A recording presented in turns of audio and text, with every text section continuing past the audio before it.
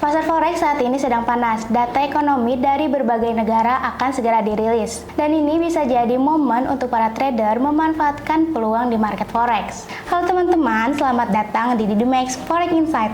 Saya Rahayu, kali ini saya akan membahas diskusi mengenai perkembangan market di pasar forex. Dan tentunya saya tidak sendirian, hari ini kita kedatangan seorang analis profesional yang sudah berpengalaman dalam membaca arah pasar dan menyusun strategi yang efektif. Yuk kita sambut Miss Dina. Halo. Gimana kabarnya Miss? Alhamdulillah baik. Alhamdulillah baik. Baik Miss, kita langsung aja ke pertanyaan yang pertama. Oke. Apa dampak rilis data PMI Eropa terhadap euro dengan PMI manufaktur zona euro dengan angka previous 46,5 dan angka forecastnya 47. Dan yang kedua, PMI jasa zona euro dengan angka previous 48,4 dengan forecast 49. Oke, ekspektasi pasar menunjukkan adanya sedikit perubahan ya dan perubahan ke arah perbaikan pada sektor manufaktur dan jasa di zona euro ya. Jika data aktualnya nanti itu akan dirilis lebih tinggi daripada forecast, euro ini bisa menguat ya karena ini mencerminkan pemulihan ekonomi yang lebih cepat kayak gitu dan mengurangi juga tekanan bagi ECB untuk melonggarkan kebijakan moneternya dalam waktu dekat. Namun jika data aktualnya lebih rendah daripada forecast, euro itu bisa melemah karena ini menunjukkan ekonomi zona euro itu masih dalam kondisi yang lemah. Meningkatkan spekulasi juga bahwa pemangkasan suku bunga di ECB itu akan segera datang gitu. Oke, lanjut ke pertanyaan kedua ya Miss. Bagaimana reaksi pasar terhadap data PMI Inggris?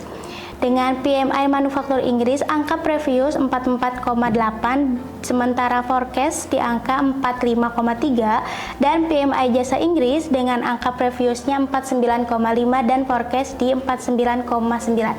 PMI manufaktur itu sedang berada di zona kontraksi ya, sementara sektor jasa itu sedang berada di zona ekspansi ya. Nah, jika data aktualnya itu dirilis lebih tinggi daripada forecast, GBP itu bisa menguat ya karena mengindikasikan sektor bisnis mulai stabil dan juga resiko resesinya berkurang. Namun sebaliknya jika ternyata datanya tuh lebih rendah daripada forecast, itu bisa melemahkan GBP-nya karena terutama jika sektor jasa itu kembali melemah ya. GBP itu bisa mengalami tekanan karena meningkatkan peluang juga BOE atau Bank of England untuk mengambil kebijakan yang lebih dovish ya dalam beberapa bulan ke depannya gitu. Oke Miss, sekarang lanjut ke pertanyaan ketiga. Bagaimana pengaruh pernyataan Gubernur BOI Bailey terhadap GBP? Oke, pernyataan Andrew Bailey akan menjadi fokus pasar ya, terutama terkait inflasi dan juga kebijakan suku bunga. Nah, jika Bailey memberikan sinyal bahwa inflasinya itu masih menjadi ancaman dan BOI perlu mempertahankan suku bunga lebih tinggi dan lebih lama, maka GBP ini bisa menguat karena ekspektasi pengetatan kebijakan moneternya itu tetap terjaga. Namun apabila sebaliknya, jika Bailey itu lebih dovish dan menyatakan ekonomi Inggris mulai melambat serta inflasinya itu terkendali, maka GBP itu bisa melemah karena pasar juga akan memperhitungkan peluang pemangkasan suku bunga lebih cepat dari yang diperkirakan. Oke, baik Miss. Sekarang lanjut ke pertanyaan yang keempat. Apakah data CPI Australia dapat mempengaruhi AUD? Dengan CPI yang pertama itu CPI Australia dengan previous 5,2%, sementara angka forecastnya 5,3%. Dan CPI Australia yang kedua previousnya 0,6%, sementara angka forecastnya 0,8%. Oke, jika inflasi Australianya itu lebih tinggi dari forecast, AUD itu bisa menguat ya, karena ini meningkatkan kemungkinan Reserve Bank of Australia atau RBA mempertahankan kebijakan moneternya itu lebih lama atau bahkan menaikkan suku bunganya lagi gitu kan. Sebaliknya, jika inflasi lebih rendah daripada forecast, AUD itu bisa melemah ya, karena pasar akan mulai memperhitungkan peluang RBA untuk melonggarkan kebijakan suku bunga lebih cepat guna menumbuhkan pertumbuhan ekonomi gitu. Oke, lanjut sekarang pertanyaan kelima. Bagaimana dampak data CPI Inggris terhadap GBP?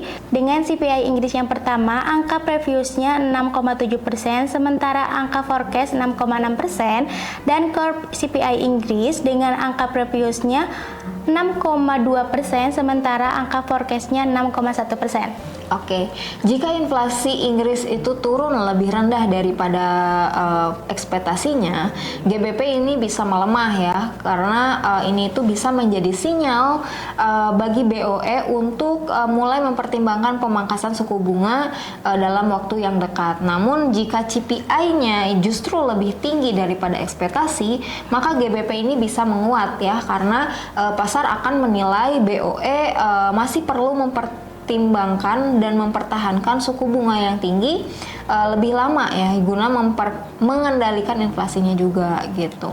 Oke, lanjut kita pertanyaan ke-6. Apa yang perlu diperhatikan dari rilis data GDP-AS? Dengan GDP-AS angka previousnya itu 2,1%, sementara angka forecastnya 2,4%. Oke, jika pertumbuhan ekonomi Amerika Serikat lebih kuat dari perkiraannya, maka USD ini tuh bisa menguat ya, karena ini menandakan ekonomi Amerika Serikat itu cukup tangguh untuk menghadapi suku bunga yang tinggi, sehingga the Fed kemungkinan akan mempertahankan kebijakan moneternya lebih lama.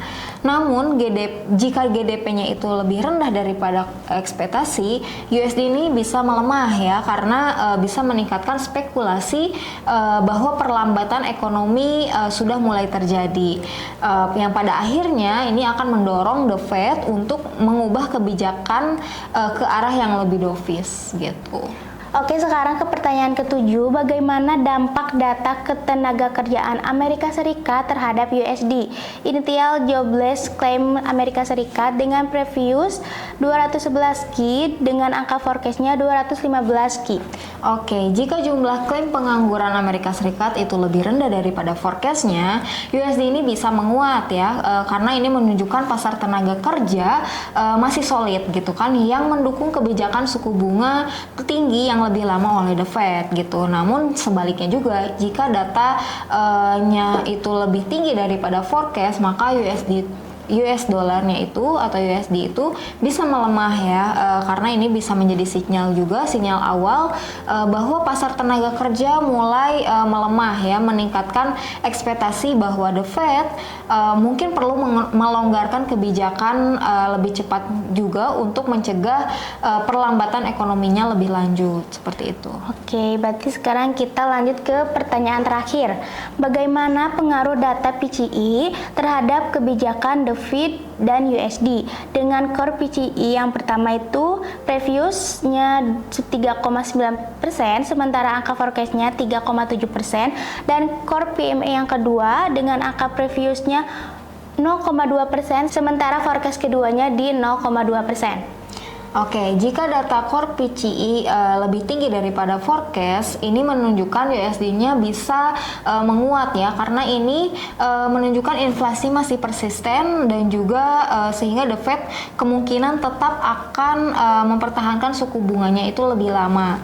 Namun sebaliknya, jika core PCE-nya ini itu lebih rendah daripada forecast, USD itu bisa melemah ya, karena ini tuh bisa menjadi sinyal bagi pasar bahwa inflasi mulai terkendali ya, membuka peluang juga bagi the Fed untuk mempertimbangkan pemangkasan suku bunga yang lebih cepat dari perkiraan sebelumnya, seperti itu. Oke, berarti kesimpulannya dari semua data yang akan dirilis, ada beberapa yang berpotensi memberikan dampak besar terhadap pergerakan pasar. Perlu diingat juga, fundamental yang kuat bisa menjadi dasar keputusan trading yang lebih baik. Buat teman-teman yang ingin lebih tahu mengenai data fundamental fundamental pun dengan teknikalnya, jangan lupa di subscribe channel ini dan nyalakan lonceng notifikasinya. Jika ada pertanyaan atau pembahasan yang mau dibahas, boleh langsung tulis di kolom komentar dan kita akan membahasnya di episode selanjutnya. Saya Rahayu, Saya Dina. pamit undur diri dan sampai jumpa di episode selanjutnya. See you!